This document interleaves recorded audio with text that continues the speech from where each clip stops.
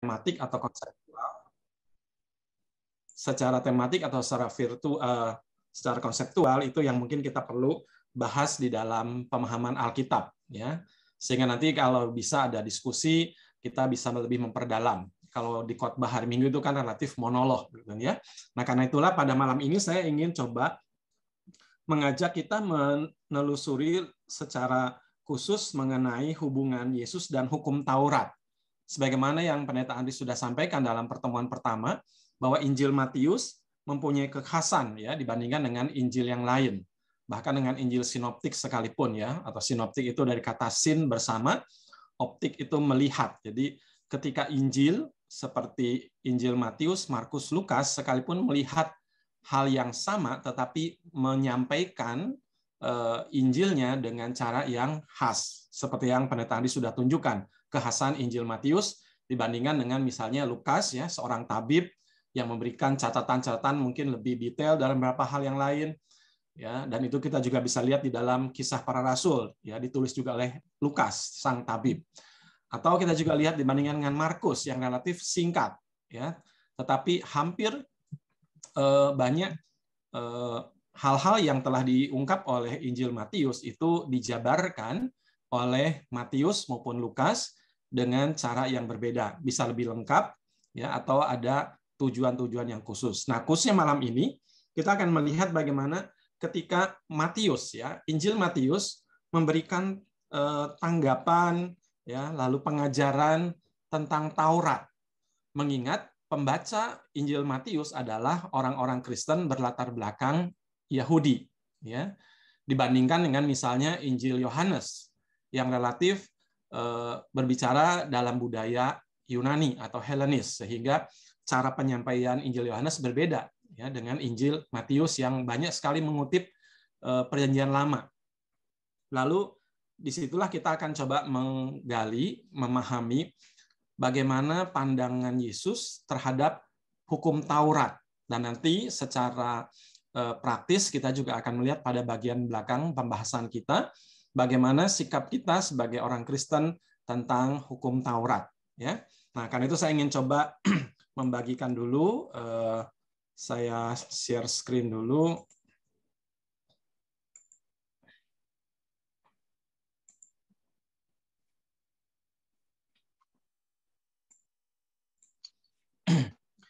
Ya, saudara, ini saya tidak siapkan PowerPoint karena kalau PowerPoint pasti akan sangat banyak dan mungkin loncat-loncat. Saya lebih menyiapkan dalam bentuk tulisan supaya kita bisa mengikuti alurnya dengan baik karena ada banyak kutipan-kutipan ayat, ya, lalu ada penjelasan-penjelasan sehingga kita nanti bisa diharap memahami lebih baik. Ya, selain itu juga kita bisa cepat membaca Alkitab ya karena sebagian saya sudah kutipkan tapi sebagian yang lain Bapak Ibu diharap mempersiapkan Alkitab supaya kita juga bisa berbagian membaca Alkitabnya ya.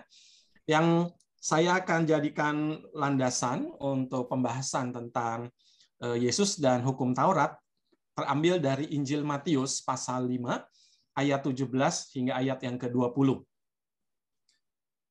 Injil Matius pasal 5 ayat 17 hingga yang ke-20. Saya bisa minta tolong salah seorang boleh bacakan buat kita di dalam slide yang sudah saya siapkan atau dalam layar yang saya sudah tunjukkan. Boleh salah satu bacakan buat kita? Matius 5 ayat 17 sampai 20. Silakan.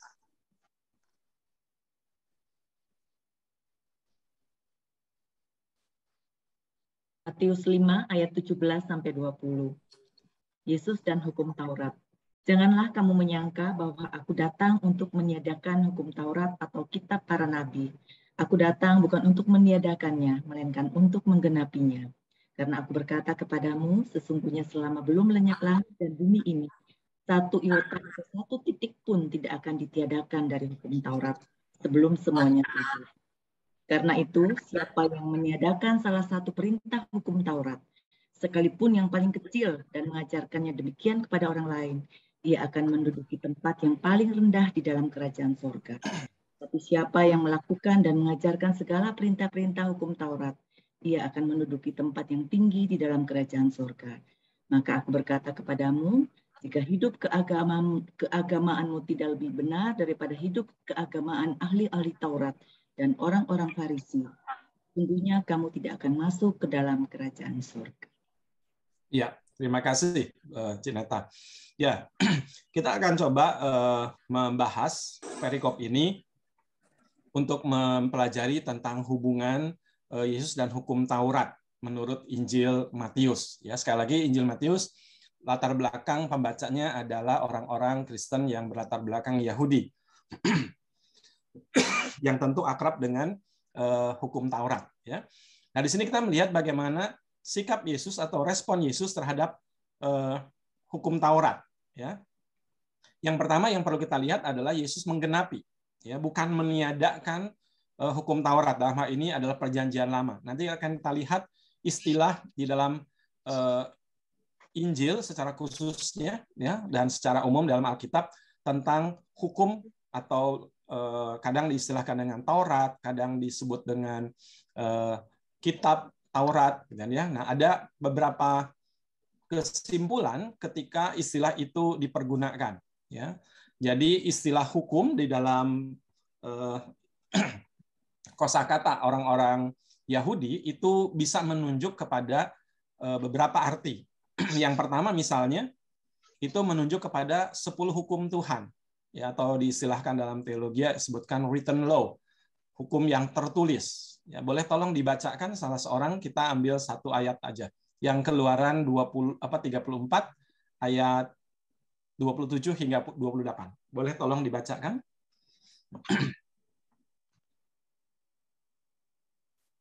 Keluaran 34 ayat 27 hingga 28.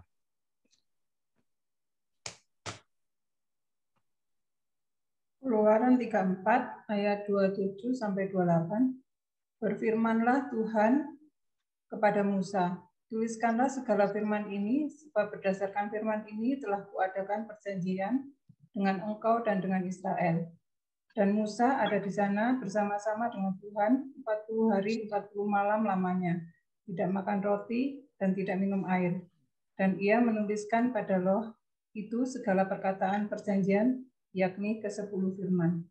Ya, makasih Lydia ya. Jadi ini menunjuk kepada 10 hukum Tuhan atau dasatitah yang kita kenal, ya, misalnya, dan itu disebutkan dengan istilahnya hukum yang tertulis, ya. Dan Musa menuliskan pada Allah itu segala perkataan perjanjian, yakni ke-10 firman atau ke-10 hukum Tuhan, ya. Itu yang pertama, menunjuk kepada 10 dasatitah itu. Yang kedua, ini menunjuk kepada seluruh kitab Musa, yaitu dari mulai kitab Kejadian, ya, Keluaran, Imamat, Bilangan, dan Ulangan, atau sering juga disebut dengan Pentateuch, ya, atau 5 gulungan. Dan ini dipercaya oleh orang Yahudi sebagai tulisan dari Musa. Ya. Lalu yang ketiga, istilah hukum itu menyangkut atau menunjuk kepada seluruh kitab suci, ya, atau Perjanjian Lama khususnya. Ya. Nanti di dalamnya adalah Taurat, ya, lalu nabi-nabi dan tulisan. Ya. Lalu di sini kita melihat bagaimana yang keempat ini yang menjadi pokok bahasan di dalam Injil Matius pasal 5 khususnya, yaitu tentang tradisi lisan. Ya, dan ini yang diajarkan oleh para ahli Taurat, demikian juga oleh orang-orang Farisi, dan juga disebut dengan istilah oral law, ya, atau hukum lisan, ya, tradisi lisan. Ya, seperti yang nanti kita lihat di dalam Matius pasalnya yang kelima, misalnya ayat 21, ayat 27, di sana dikatakan, kamu telah mendengar yang difirmankan kepada nenek moyang kita. Jangan membunuh, siapa yang membunuh harus dihukum. Atau juga nanti di ayatnya yang ke-27, ya, kamu telah mendengar firman, jangan berzina. Ya. Lalu di sana diuraikan dan dijelaskan dalam tafsir, ya, nanti di bawah akan ada penjelasan lebih detail tentang bagaimana hukum Musa yang tertulis itu ditafsirkan, lalu tafsiran itu diajarkan secara lisan, sehingga itu menjadi sebuah hukum lisan, sebuah tradisi lisan. Ya, itu secara singkatnya seperti itu. Jadi ada 4 pengertian ketika orang-orang Yahudi menyebut hukum. ya, atau aturan atau perintah, ya, itu seringkali membicarakan keempat hal ini. Tinggal nanti dilihat konteksnya seperti apa. Nah, kalau kita perhatikan ayat yang ke-17, ya, arti hukum di sana menunjuk kepada perjanjian lama. Ya, kalau ayat 17 di sana dikatakan, janganlah kamu menyangka bahwa aku datang untuk meniadakan hukum Taurat atau kitab para nabi. Nah, istilah ini menunjuk kepada arti yang ketiga, ya, atau yang C ini, ya, seluruh kitab suci atau perjanjian lama. Ya, karena di sana disebutkan atau dituliskan dengan istilah hukum Taurat atau kitab para nabi, ya, sehingga ini menunjuk dengan sangat jelas perkataan Yesus sedang berbicara tentang perjanjian lama, ya, secara keseluruhan kitab suci. Sementara ayatnya yang berikutnya ke 18 dan 19, karena aku berkata kepadamu, sesungguhnya selama belum lenyap langit dan bumi ini, satu iota atau satu titik pun tidak akan ditiadakan dari hukum Taurat. Lalu ayat 19, karena itu siapa yang meniadakan salah satu perintah hukum Taurat, ya. Nah, di sini jelas menunjuk kepada hukum, di sini menunjuk kepada 5 kitab Musa, ya, karena dengan sangat jelas menyebutkannya tentang hukum ini, hukum Taurat, ya. Nah, surat tentang hukum atau tradisi lisan di sini yang perlu saya jelaskan terlebih dahulu untuk menolong kita memahami ketika Yesus memberikan tanggapan atau kritikan dalam sepanjang Injil, baik di Matius, ya, bagaimana Yesus memberikan pemahaman yang lebih dalam, ya, sekaligus ketika memberikan kritikan, ya, juga memberikan pendalaman tentang hal-hal yang disebutkan. Contoh misalnya dalam Matius pasalnya yang ke-5, di sana nanti kita akan melihat tentang bagaimana ketika orang-orang itu diberikan pemahaman yang lebih dalam tentang artinya jangan membunuh, ya. Bukan hanya sekedar membunuh dari orang yang hidup menjadi mati, tetapi orang yang hidup pun dikatakan bisa dibunuh oleh karena kebencian, ya, atau karena kemarahan. Ya, di sana istilah marah itu marah yang berkelanjutan atau lama, atau juga marah yang tanpa alasan. Nah, itu merupakan sebuah koreksi sekaligus meredefinisi lebih dalam, ya. Atau juga nanti di dalamnya kita akan melihat bagaimana disebutkan jangan berzina. Jangankan melakukan secara fisik, tetapi di dalam pikiran pun atau kecenderungan hati pun itu sudah dianggap sebagai sebuah perzinahan. Nah, di sana kita akan lihat bagaimana Yesus menanggapi tradisi lisan, ya, sambil memberikan pendalaman tentang tradisi-tradisi atau tafsiran-tafsiran yang diajarkan oleh orang-orang Yahudi, ya, dalam hal ini ahli-ahli Taurat maupun orang Farisi. Nah, di situ kita akan melihat bagaimana secara historis munculnya ajaran-ajaran semacam itu atau tradisi-tradisi semacam itu, ya. Di sana digambarkan bahwa orang Yahudi itu percaya bahwa Allah telah mengungkapkan kepada Musa bukan hanya hukum tertulis, ya, tetapi juga hukum atau tradisi lisan yang menjelaskan dan mengaplikasikan hukum tertulis. Jadi orang-orang Yahudi mempercayai bahwa baik itu Dasa Titah, ya, maupun di dalam 5 kitab Musa itu berisi hukum Tuhan yang ringkas, yang singkat, ya, tetapi juga diberikan penjelasan-penjelasan untuk mengaplikasikan hukum yang tertulis itu. Nah, selain itu, setelah Musa, muncullah generasi-generasi yang seterusnya untuk mengajarkan, mengaplikasikan hukum tertulis itu. Jadi turun-temurun melalui misalnya setelah Musa mati, Yosua, ya, memperkatakan firman Tuhan, merenungkan siang dan malam, mengajarkan kepada anak keturunan berulang-ulang. Nah, itu menjadi sebuah tradisi yang turun-temurun dari generasi ke generasi. Setelah nanti misalnya Yosua tidak ada, lalu muncullah kerajaan Israel, kemudian Israel pecah menjadi dua, kerajaan utara dengan Samaria ibu kotanya, lalu di selatan ibu kotanya Yerusalem, itu terus diajarkan, ya, selain ada raja, ada nabi, ada imam yang melangsungkan seluruh hukum ini.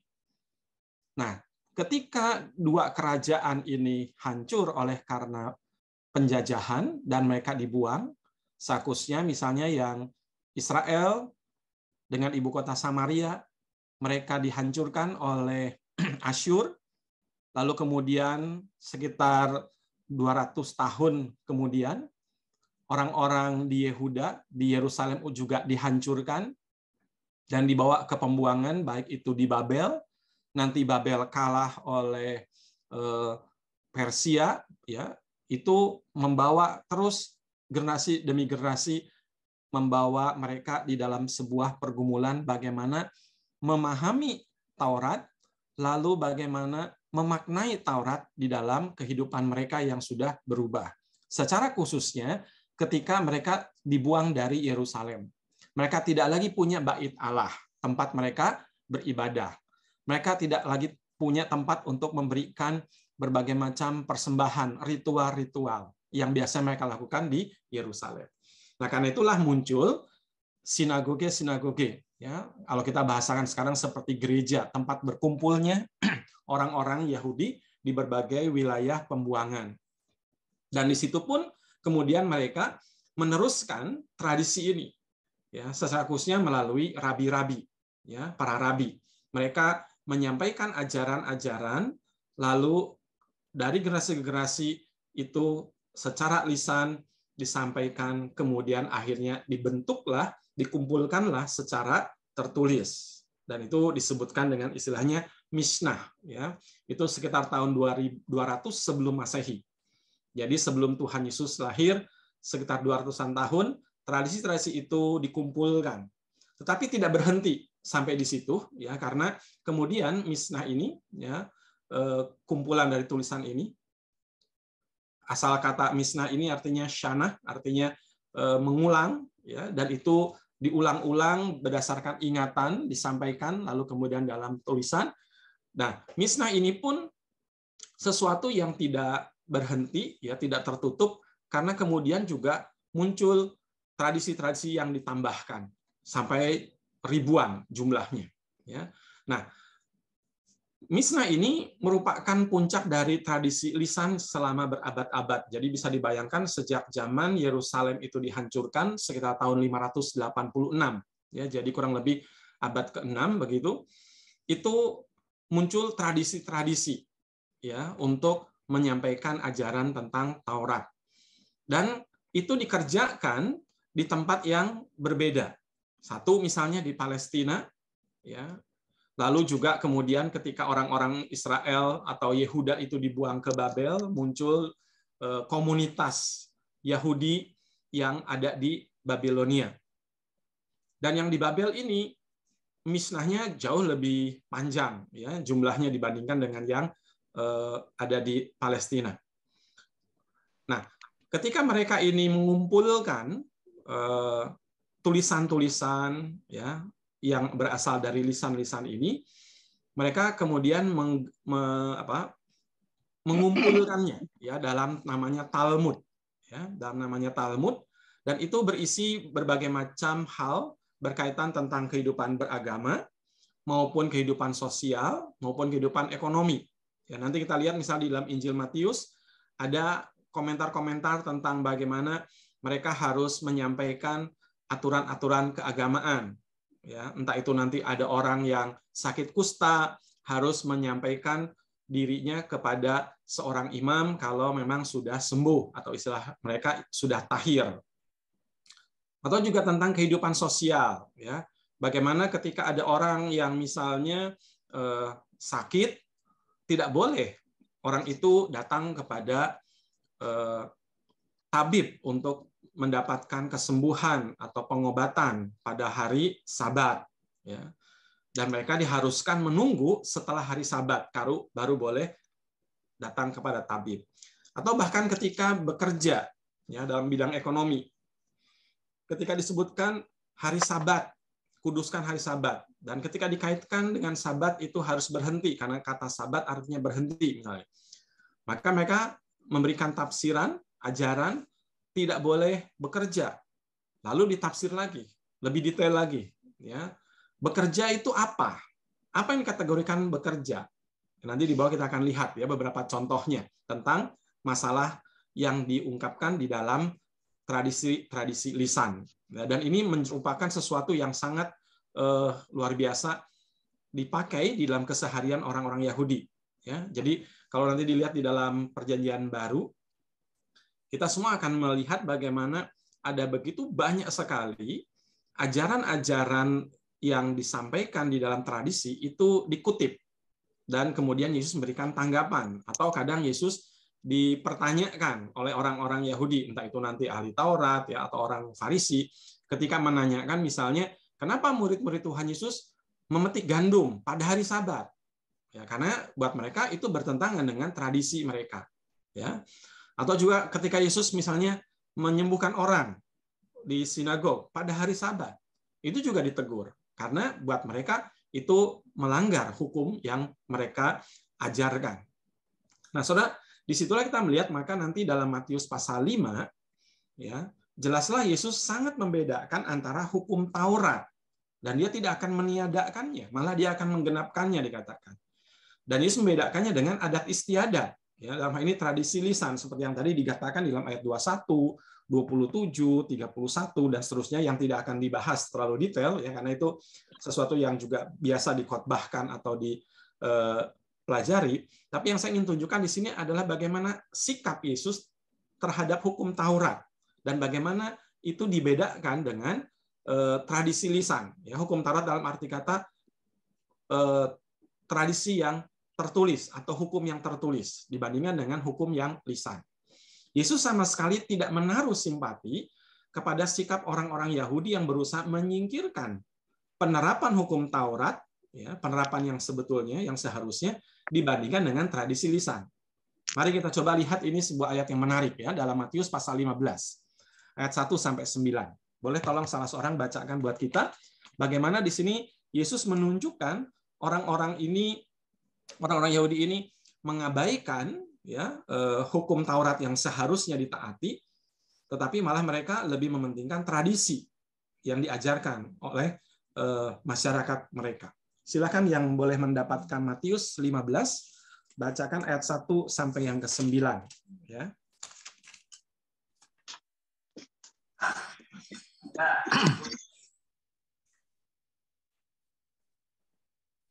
Matius 15 ayat 1 dan 9. Di sana sudah diberikan penjelasan oleh Allah ya, perintah Allah atau hukum Taurat dan adat istiadat Yahudi. Silakan. Kemudian datanglah beberapa orang Farisi dan ahli Taurat dari Yerusalem kepada Yesus dan berkata, "Mengapa murid-muridmu melanggar adat istiadat nenek moyang kita? Mereka tidak membasuh tangan sebelum makan." Tetapi jawab Yesus kepada mereka, "Mengapa kamu pun melanggar perintah Allah demi adat istiadat nenek moyangmu? Sebab Allah berfirman, hormatilah ayahmu dan ibumu, dan lagi siapa yang mengutuki ayahnya atau ibunya pasti dihukum mati. Tetapi kamu berkata, barang siapa berkata kepada bapaknya atau kepada ibunya, ada padaku yang dapat digunakan untuk pemeliharaanmu, sudah digunakan untuk persembahan kepada Allah. Orang itu tidak wajib lagi menghormati bapaknya atau ibunya. Dengan demikian, firman Allah kamu nyatakan tidak berlaku demi adat istiadatmu sendiri. Hai orang-orang munafik, benarlah nubuat Yesaya tentang kamu. Bangsa ini memuliakan aku dengan bibirnya, padahal hatinya jauh daripadaku.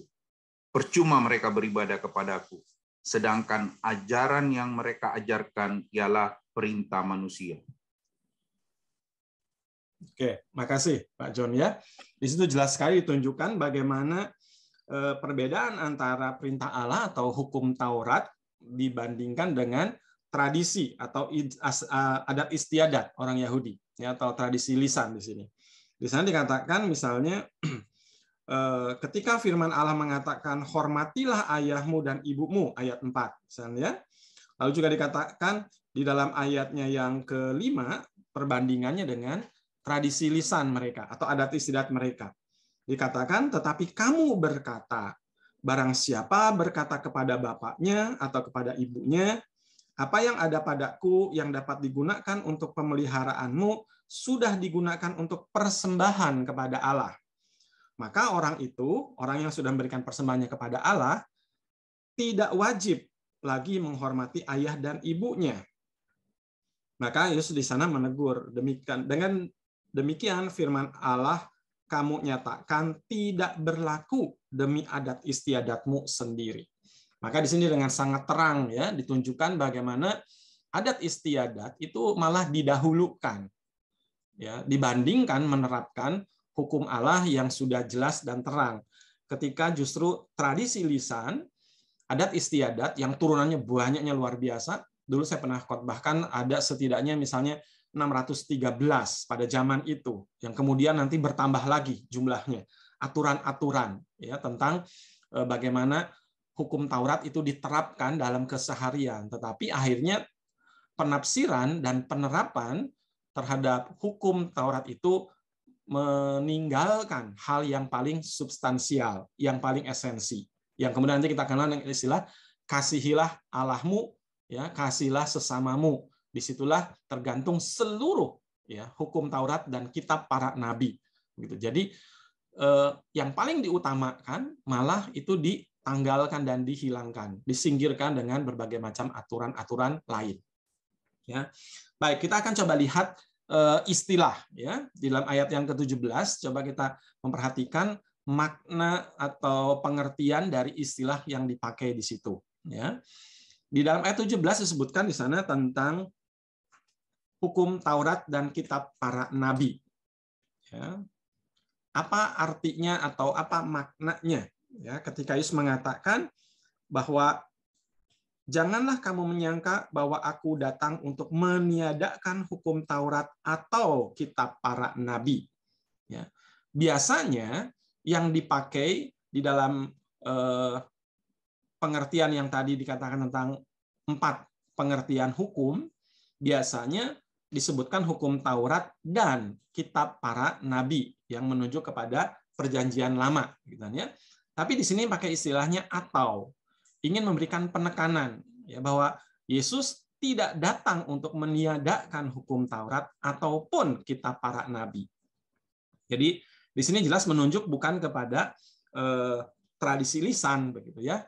Yesus datang bukan untuk meniadakan hukum Taurat atau kitab para nabi, tapi akan mengkoreksi tradisi lisan ya, dan itulah yang nanti ditampilkan ya di dalam penjelasan-penjelasan ayat 21 hingga ayat yang ke-30 sehingga ayat yang ke-48. Nah, saya ingin memberikan beberapa contoh ya dari penerapan-penerapan yang justru dikoreksi oleh Tuhan Yesus dan kemudian dimaknai sebagai penggenapan ya. Seperti apa?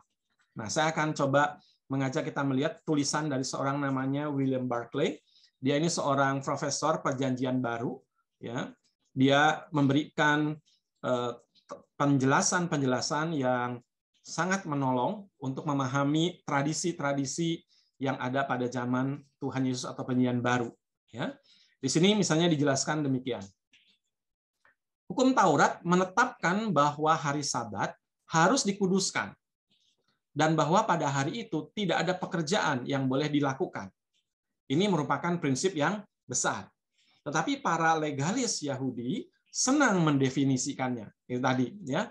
Orang-orang ahli Taurat, orang Farisi ingin menjelaskannya begitu. Ingin membuatnya menjadi lebih praktis. Karena itu mereka bertanya, ya, apakah pekerjaan itu? Semua jenis hal-hal digolongkan sebagai pekerjaan. Misalnya, membawa beban pada hari Sabat adalah bekerja. Tapi selanjutnya beban itu harus didefinisikan.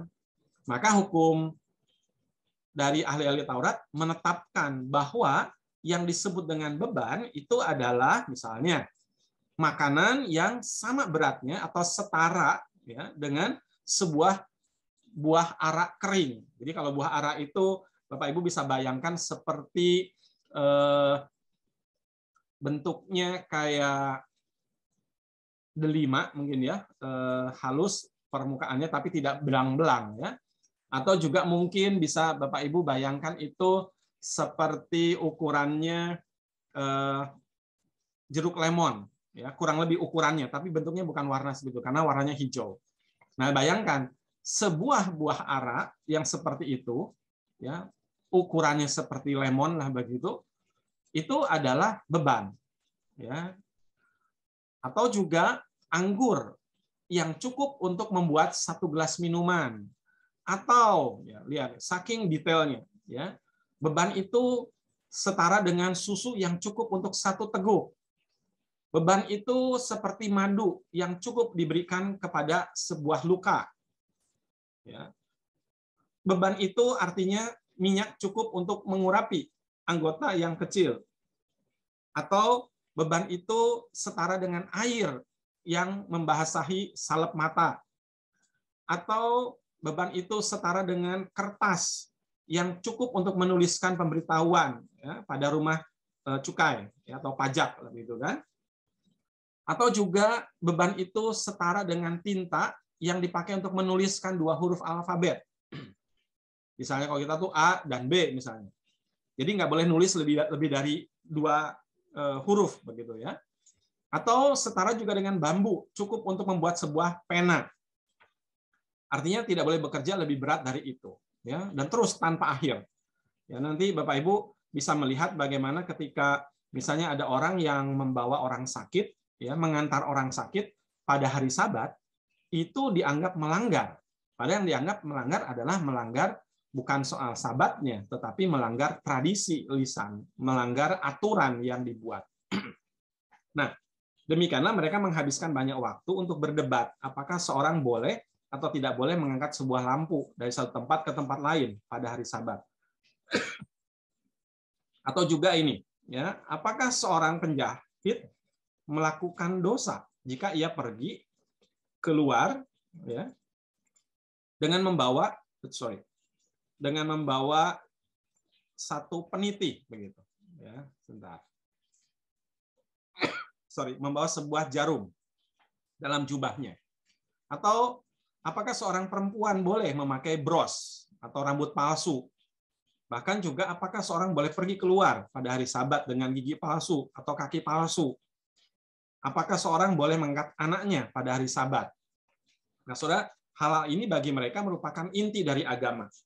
Jadi buat orang-orang Yahudi, ya khususnya ahli-ahli Taurat, buat mereka agama adalah sebuah legalisme dari aturan-aturan yang begitu luar biasa detailnya, ya. Dan bagian yang ini misalnya Bapak Ibu bisa membayangkan ketika mengangkat beban pada hari Sabat, ya, itu juga jadi problem. Oke, kita akan lihat lagi contoh yang diberikan oleh Barclay tentang bekerja, ya. Boleh tolong salah seorang bacakan buat kita tentang bagaimana lebih detail ya penjelasan tentang hukum Taurat dengan berbagai macam aturannya. Saya minta tolong di sini, saya lihat dulu ya.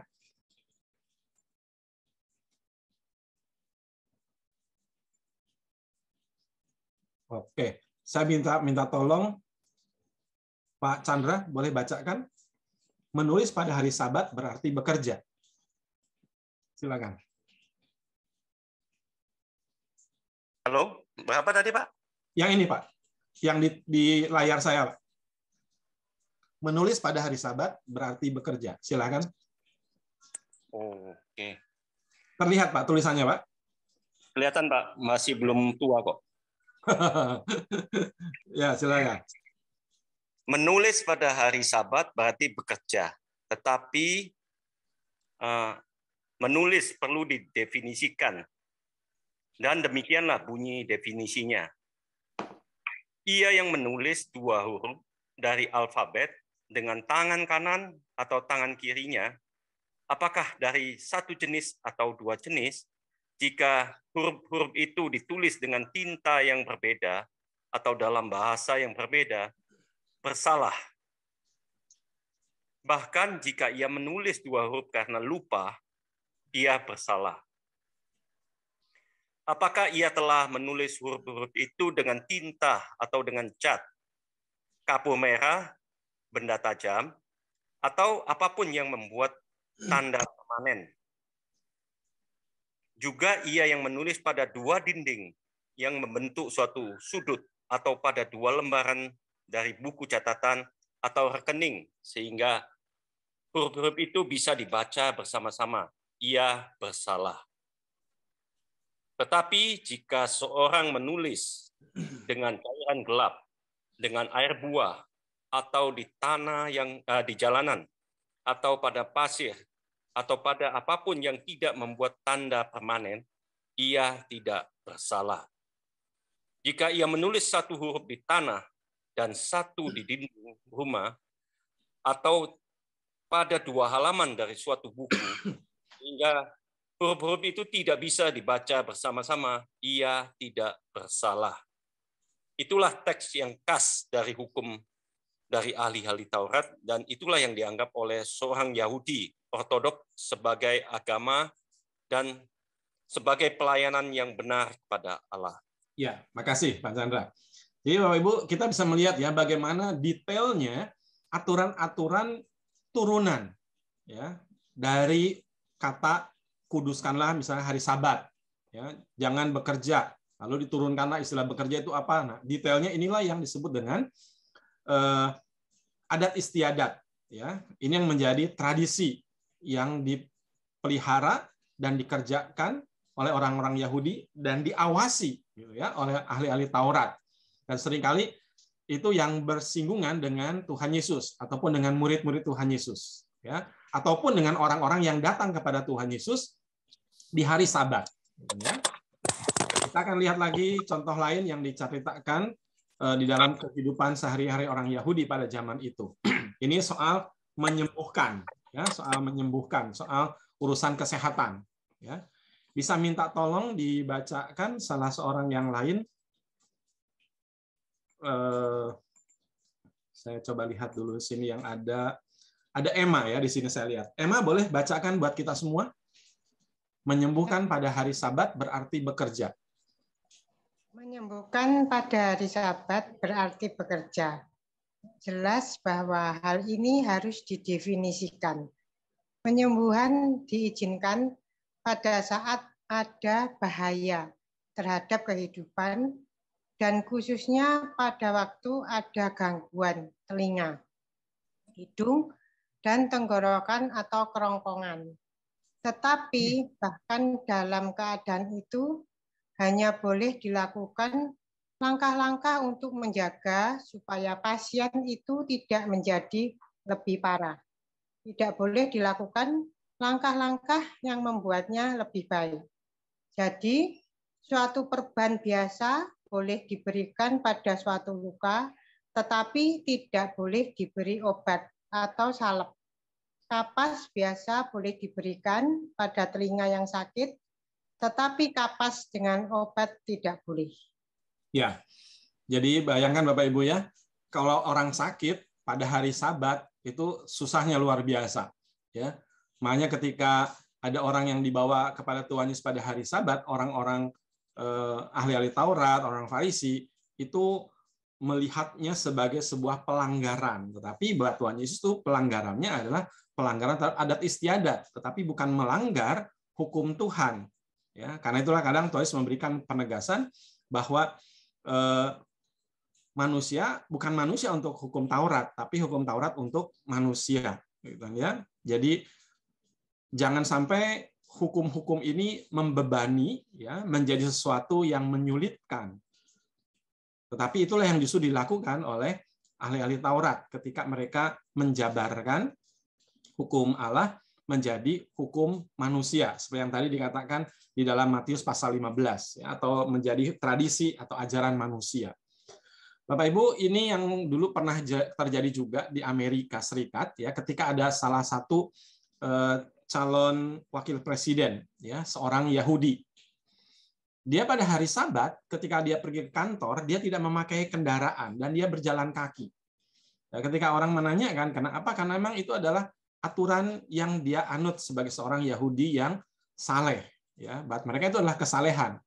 Ya, melakukan aturan-aturan semacam itu, misalnya di hari Sabat tidak boleh berjalan lebih dari 1.100 meter, misalnya gitu kan ya. Itu membuat mereka akhirnya tidak beranjak dari tempat mereka, tetapi hanya berada di sekitar lingkungan tempat mereka tinggal. Ya. Lalu kita coba lihat lagi di sini penjelasan tentang bagaimana, ya, oke. Ini bisa minta tolong, saya lihat ada Leni di sini ya. Leni boleh tolong bantu kita bacakan bagian ini. Ahli-ahli Taurat ya. adalah orang-orang yang menyusun peraturan-peraturan ini. Orang-orang Farisi yang namanya berarti orang-orang yang terpisah adalah orang-orang yang memisahkan diri mereka sendiri dari semua aktivitas kehidupan biasa untuk mentaati semua peraturan-peraturan itu. Kita bisa melihat panjangnya peraturan-peraturan itu dari fakta-fakta yang berikut ini. Selama beberapa generasi, hukum dari ahli-ahli Taurat ini tidak pernah dituliskan. Itu merupakan hukum lisan dan diturunkan dalam ingatan dari generasi-generasi ahli Taurat. Pada pertengahan abad ketiga Masehi, suatu ringkasan darinya dibuat dan disusun. Ringkasan itu dikenal sebagai Mishnah. Itu terdiri dari 63 traktat tentang bermacam-macam pokok-pokok hukum Taurat. Dan dalam bahasa Inggris menjadi sebuah buku yang terdiri dari hampir 800 halaman. Ahli-ahli teologi Yahudi selanjutnya menyibukkan dirinya sendiri dengan membuat tafsiran-tafsiran untuk menjelaskan Mishnah. Tafsiran-tafsiran ini dikenal sebagai Talmud. Talmud Yerusalem terdiri dari 12 volume dan Talmud Babilonia terdiri dari 16 volume. Bagi seorang Yahudi ortodoks pada zaman Yesus, agama dan pelayanan kepada Allah merupakan persoalan ketaatan terhadap ribuan peraturan-peraturan legalistik. Mereka menganggap peraturan-peraturan remeh, picik ini secara hurufiah, sebagai persoalan hidup atau mati dan tujuan kekal. Jelas bahwa Yesus tidak memaksudkan bahwa tidak satupun dari peraturan-peraturan ini yang boleh ditiadakan. Berulang kali ia sendiri melanggar mereka, dan berulang kali ia mengecam mereka. Jelas bukan itu yang Yesus maksudkan dengan hukum Taurat. Karena itu adalah jenis hukum Taurat yang dikecam oleh Yesus dan Paulus. Ya, terima kasih. Ya. Jadi di sini sangat jelas menunjukkan perbedaan antara hukum tertulis dan hukum lisan. Hukum tertulis itu berkaitan dengan Dasatita atau Pentateuch, ya, 5 kitab Musa, ya, plus kitab para nabi. Itu adalah hukum Allah, ya, yang nanti akan kita kenal, dikutip juga oleh Tuhan Yesus, ya. Lalu bedanya dengan hukum lisan atau yang disebutkan oleh Tuhan Yesus sebagai adat istiadatmu, kan, ya. Itu isinya adalah tafsiran-tafsiran, penjelasan-penjelasan yang demikian detail sampai akhirnya itu menjadi sesuatu yang malah membebani, ya, bukannya mendekatkan orang untuk datang kepada Allah. Dan kemudian ketika mereka memahami hukum-hukum lisan atau tradisi-tradisi atau adat istiadat ini ketika ditaati, itu menjadi tanda kesalehan buat mereka. Ya, tetapi justru Yesus mengkritiknya. Contoh seperti nanti di dalam Matius pasal-pasal yang ke-6, ya, dan bahkan seterusnya kita akan menemukan tentang kritik Yesus. Misalnya contoh seperti memberi sedekah, misalnya gitu kan, ya, atau juga tentang berdoa. Ketika mereka berdoa, orang-orang Farisi, ahli-ahli Taurat sengaja di depan banyak orang, ya, supaya dilihat betapa salehnya mereka. Atau bahkan mereka berdoanya bertele-tele, gitu ya. Bertele-tele itu artinya banyak kata, bukan berulang-ulang. Yesus pernah mengulang-ulang doa di Taman Getsemani untuk pokok yang sama, tapi bukan itu yang dimaksud. Tetapi bertele-tele adalah mereka berpikir dengan kata-kata yang banyak itu akan mempengaruhi jawaban. Ya. Nah, itu semua dikoreksi oleh Tuhan Yesus dengan mengatakan Bapakmu yang di tempat yang tersembunyi telah mendengar, gitu kan, doamu yang dilakukan di tempat yang tersembunyi. itu menggambarkan bukan menjadi sebuah pameran rohani, ya. Doa, persembahan, lalu juga ketika bicara mengenai puasa, itu semua hal-hal yang esensinya Yesus hidupkan kembali, tunjukkan kembali, ya. Bukan hal-hal yang sifatnya lahiriah, bukan hal-hal yang sifatnya untuk dipamerkan. Bahasa saya kadang mengatakan orang Yahudi itu ketika berdoa, ketika berpuasa, ketika memberikan persembahan, ya mereka berpikir mereka sudah menunjukkan kesalehan, tapi di hadapan Tuhan itu justru sebuah kesalahan. Ya, baik, kita akan lihat hal yang berikutnya, yang kedua, ya bagaimana Yesus menanggapi hukum Taurat. Ya, di sini kita melihat bahwa Yesus datang bukan untuk meniadakan hukum Taurat dalam arti perjanjian lama secara keseluruhan, ya. Jadi dari 4 pengertian, 3 itu Yesus genapi, ya, bukan ditiadakan. Tetapi yang satu, yang terakhir, yang keempat tentang hukum lisan atau nanti kita bahasakan adat istiadat, itu yang Yesus koreksi, ya. Nah, di sini kita lihat di dalam ayat yang ke-17 dikatakan jangan kamu menyangka, ya, disebut di sana, jangan kamu menyangka bahwa aku datang untuk meniadakan hukum Taurat atau kitab para nabi. Nah, kata ini, kata jangan kamu menyangka, menunjukkan bahwa, bisa kita asumsikan ya, bahwa ada orang yang menganggap bahwa Yesus membatalkan perjanjian lama. Bahkan sekarang pun ada orang yang mengatakan perjanjian lama seolah-olah sudah tidak perlu lagi, begitu ya, atau hukum Taurat tidak lagi dibutuhkan. Nah, mengapa banyak orang beranggapan seperti itu? Kalau kita perhatikan di dalam beberapa catatan Injil, ya, saya coba pakai Injil Markus, ya, lalu juga nanti Kisah Rasul sebagai sebuah perbandingan bagaimana pemahaman Yesus, respon Tuhan Yesus terhadap hukum Taurat dilihat oleh mereka, ya, para pembaca, baik Injil Markus maupun Kisah Rasul. Nah, sementara di dalam Injil Matius sebagai orang-orang yang pertama, ya, mendengarkan tulisan untuk orang-orang Yahudi ini, Yesus mengatakan, dan setelah Yesus mengakhiri perkataan ini, takjublah orang banyak itu mendengar pengajarannya. Sebab apa? Dikatakan ajaran Yesus, ya, ia mengajar mereka sebagai orang yang berkuasa, tidak seperti ahli-ahli Taurat mereka. Ya, ini yang berikutnya di dalam Markus. Mereka takjub mendengar pengajarannya, sebab ia mengajar mereka sebagai orang yang berkuasa, tidak seperti ahli Taurat mereka. Nah, ayat 27. Mereka semua takjub, sehingga mereka memperbincangkannya. Katanya, apa ini? Suatu ajaran baru, pakai istilah di situ kainos, ya, a new kind, sesuatu yang baru. Atau juga dikatakan unheard of, sesuatu yang belum pernah mereka dengar. Yesus berkata-kata dengan kuasa. Roh-roh jahat pun diperintahnya dan mereka taat kepadanya. Ya, ini menjadi sesuatu yang menimbulkan sebuah pemahaman bahwa Yesus ini berbeda, begitu ya. Bahkan sepertinya mengajarkan sesuatu yang baru, a new kind, ya, unheard of.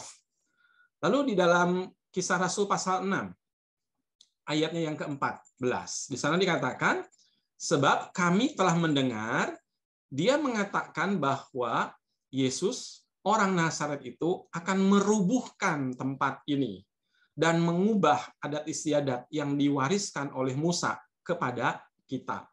Jadi ini ada sebuah pemahaman yang muncul di tengah-tengah kehidupan orang-orang di sekitar kekristenan, ya, pada waktu itu. Misalnya di dalam Kisah Rasul pasal yang ke-6 itu berbicara tentang bagaimana kekristenan dipahami,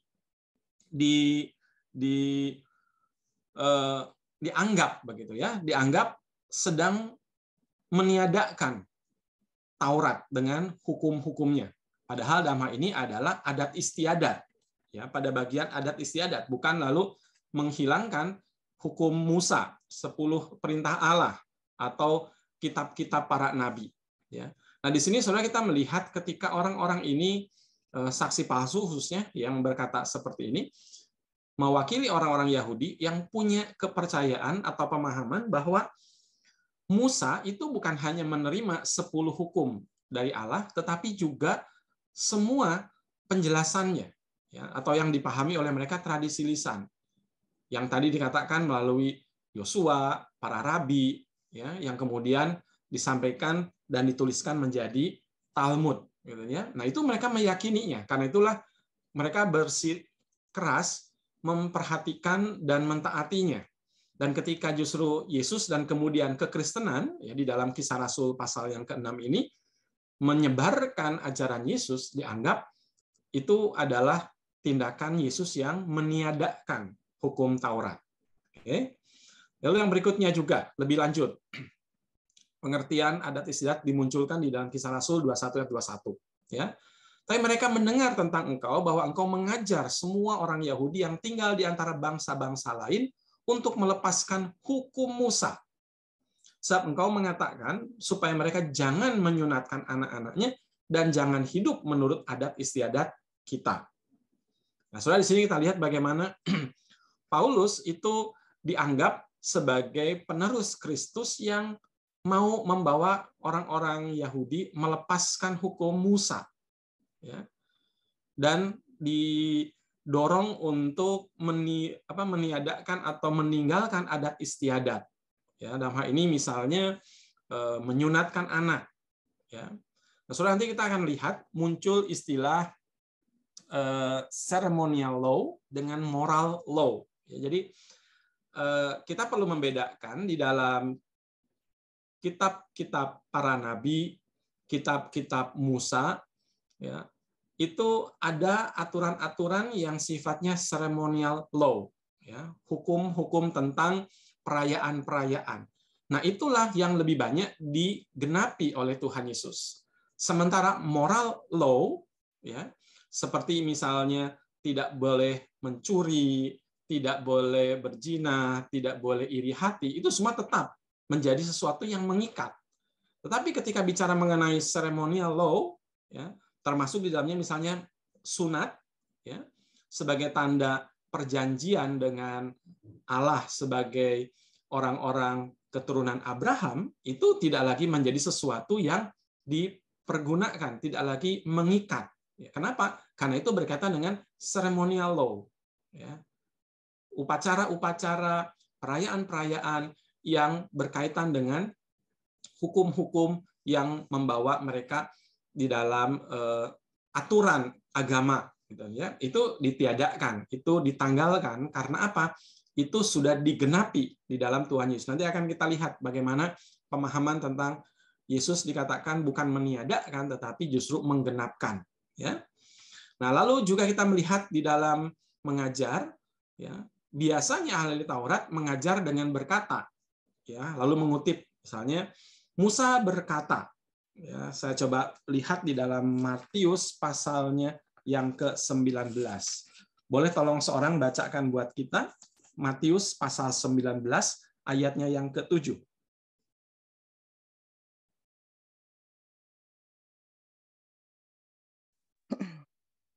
Matius 19 ayat ke-7.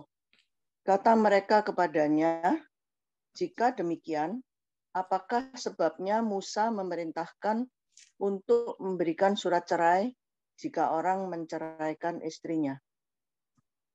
Oke. Lalu ayat 24 dari pasal 22. Boleh, tolong dibacakan. Matius 22 ayat 24.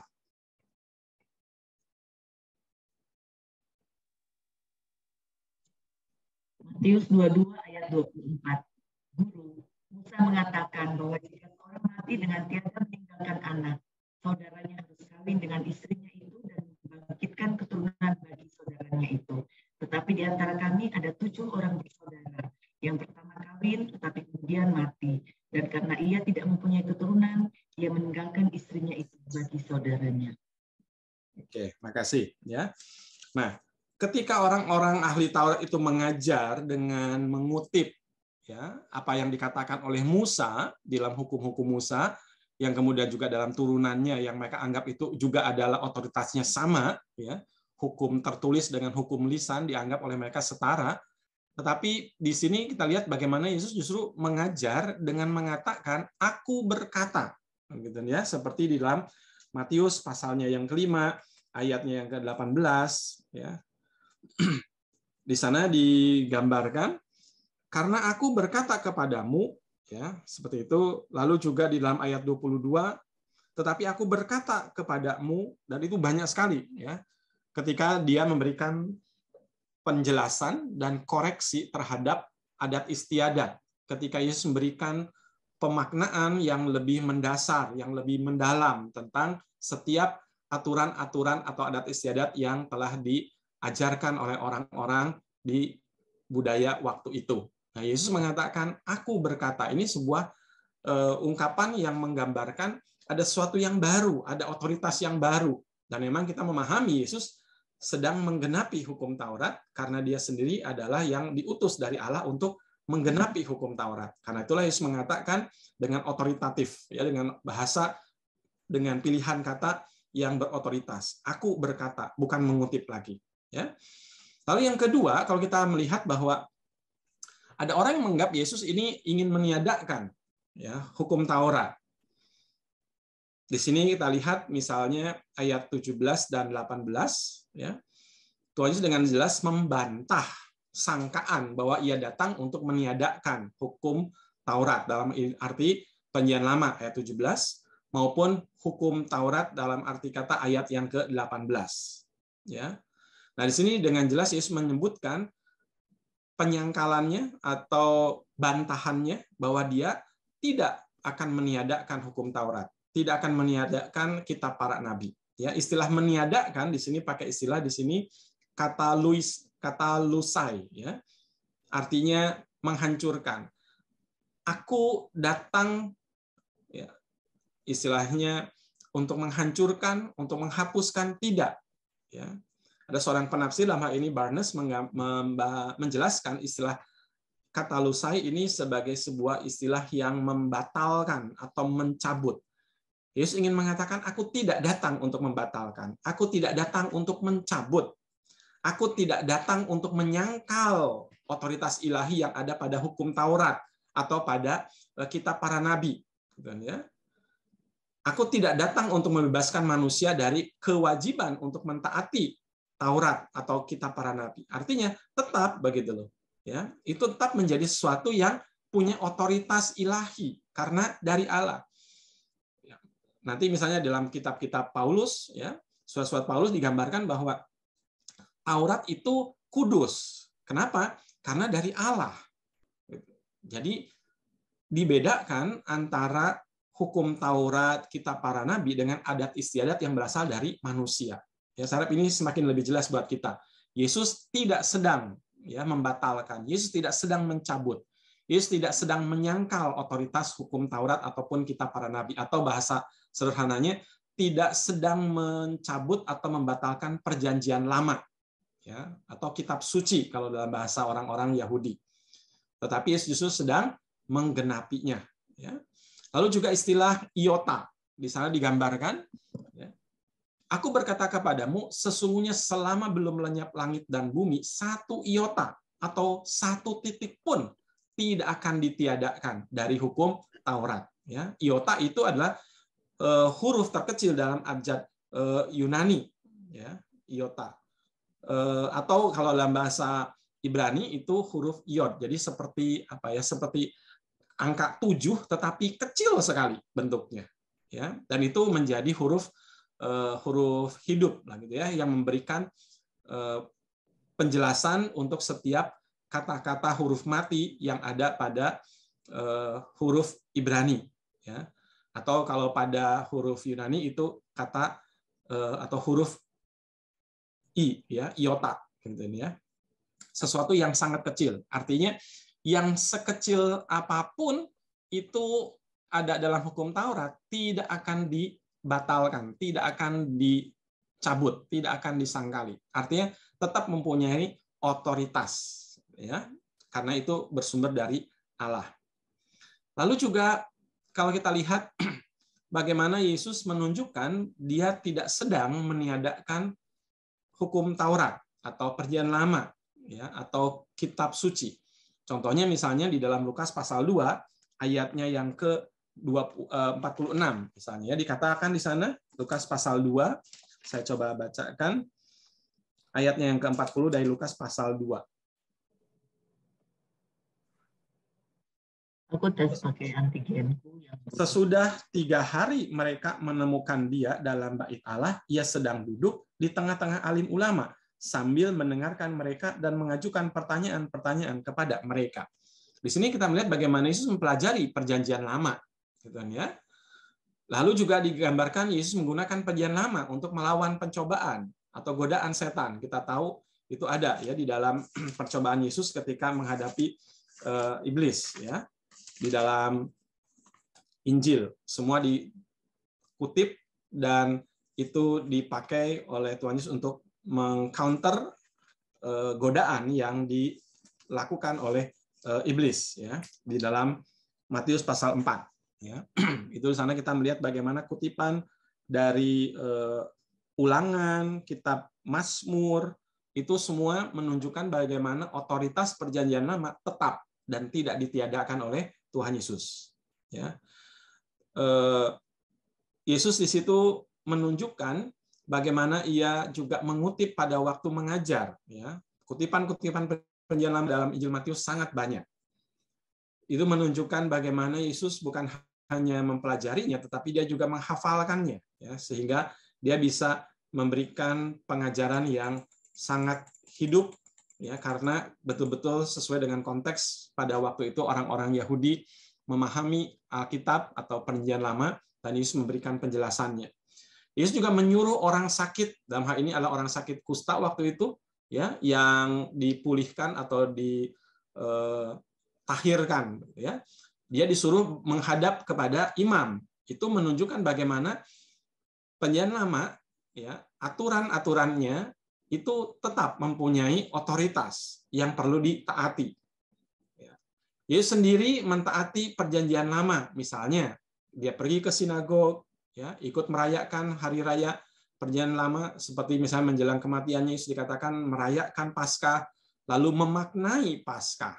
Ya, jadi Yesus justru sedang menggenapi pemaknaan dari setiap hal yang telah dituliskan dalam kitab suci, dalam hal ini perjanjian lama, ya, baik itu kitab Musa maupun kitab para nabi, ya. Itu sangat jelas sekali Yesus tidak sedang meniadakan, ya, malah dia justru sedang menggenapi, ya. Nanti kita akan bahas arti menggenapi itu apa, ya. Lalu juga kita lihat di dalam pembahasan kitab suci ada kesan seolah-olah hukum Taurat itu sudah tidak berlaku. Nah, ini yang menjadi penting bagi kita, karena nanti kalau kita lihat konsekuensinya ketika ada orang yang menganggap bahwa hukum Taurat itu sudah tidak berlaku, maka muncullah beberapa ajaran di dalam kekristenan yang meniadakan beberapa hal yang sebetulnya masih berlaku, ya. Tapi sekali lagi perhatikan, itu adalah hal-hal yang sifatnya seremonial, itu yang digenapi dan akhirnya tidak lagi berlaku. Karena apa? Karena sudah digenapi oleh Tuhan Yesus. Tapi hal-hal yang sifatnya moral, ya, moral law, itu masih ada dan tetap berlaku, ya.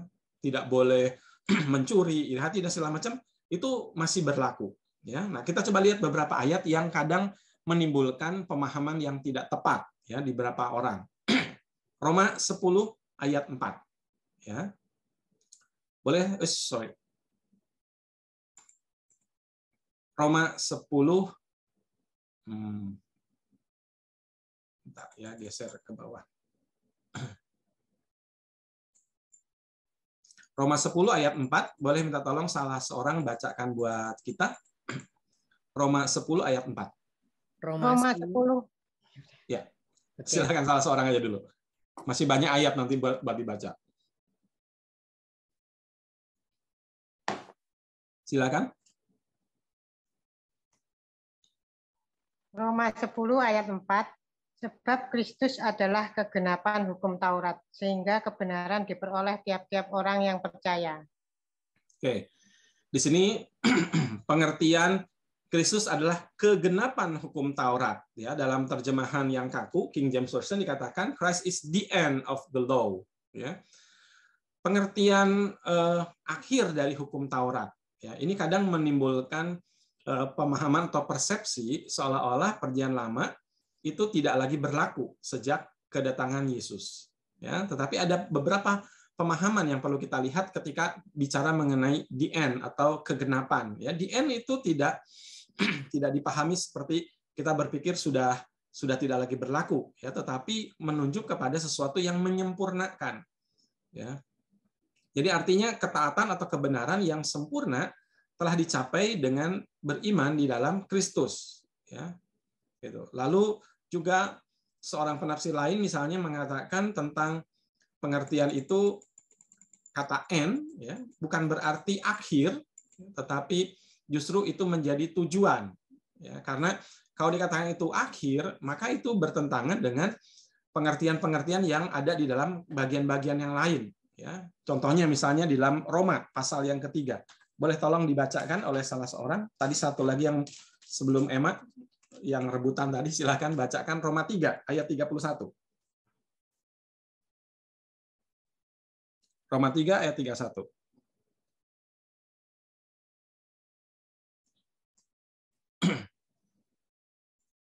Roma 3 ayat 31.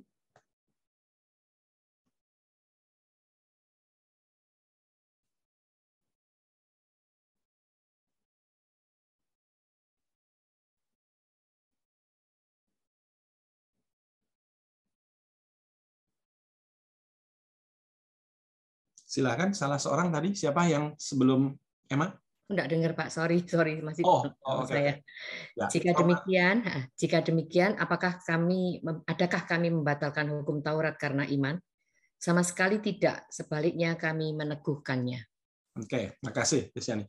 Jadi di sini kita lihat bagaimana Yesus justru meneguhkan, begitu kan ya. Yesus justru sedang menggenapi apa yang menjadi aturan atau hukum, ya, yang Tuhan berikan melalui Musa. Oke. Lalu kita lihat juga di dalam Galatia pasal 3 ayat 24 misalnya digambarkan bahwa jadi hukum Taurat adalah penuntun bagi kita sampai Kristus datang supaya kita dibenarkan karena iman, ya. Jadi ayat ini sedang menunjukkan Perjanjian Lama bukan berarti dihapus, gitu kan ya, sejak Kristus datang, tapi justru itu menuntun kita, ya. Lebih lanjut misalnya di Efesus pasal 2 ayat 15.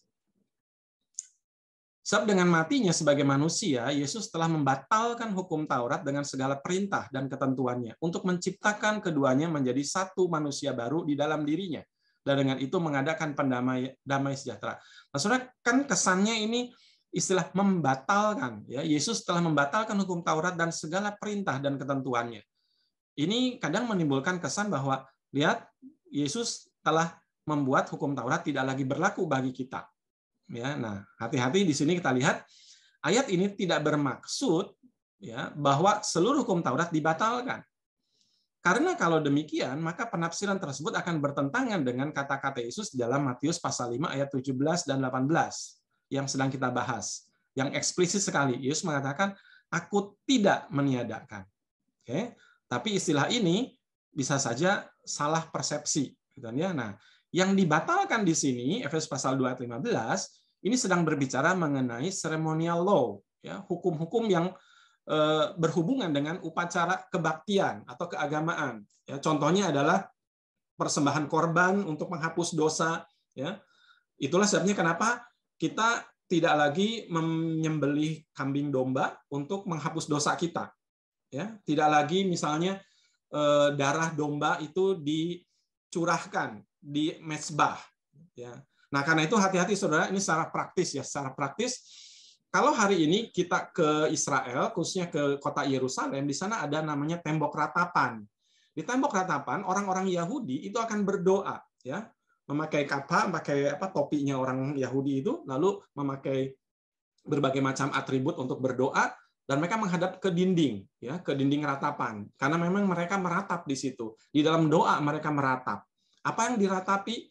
Apa yang didoakan? Mereka akan berdoa untuk pemulihan Yerusalem. Mereka berdoa untuk pemulihan Bait Allah. Ya. Nah, untuk apa? Karena mereka ingin supaya ketika Bait Allah itu kembali didirikan, lalu mereka bisa memberikan kembali persembahan korban penghapus dosa di bait Allah. Ya, karena itulah kenapa orang-orang Israel atau negara Israel berkepentingan untuk membangun kembali bait Allah dengan semua ritual peribadatannya. Ya. Nah, bagi kita orang-orang Kristen, ceremonial law ini sudah tidak berlaku karena Yesus sudah memberikan dirinya menjadi domba Paskah, menjadi domba Allah yang mengangkut seluruh dosa isi manusia, isi dosa dunia. Ya. Karena itulah menjadi salah kalau misalnya Anda pergi ke Yerusalem dalam sebuah tour, ya, Holy Land, lalu diajak ke tembok ratapan, lalu ikut-ikutan berdoa menghadap tembok ratapan. Saya pernah mendapati ketika saya ke sana dan ditanya sama rombongan yang kebetulan bukan orang GKI, ya. Lalu mereka tanya sama saya, Pak Pendeta, boleh nggak kita ikut doa di tembok ratapan? Saya bilang berdoa di tembok ratapannya silahkan saja, gitu. Tapi buat saya tanya untuk apa? Ya ikut doakan untuk pemulihan, gitu kan? Yerusalem, bait Allah.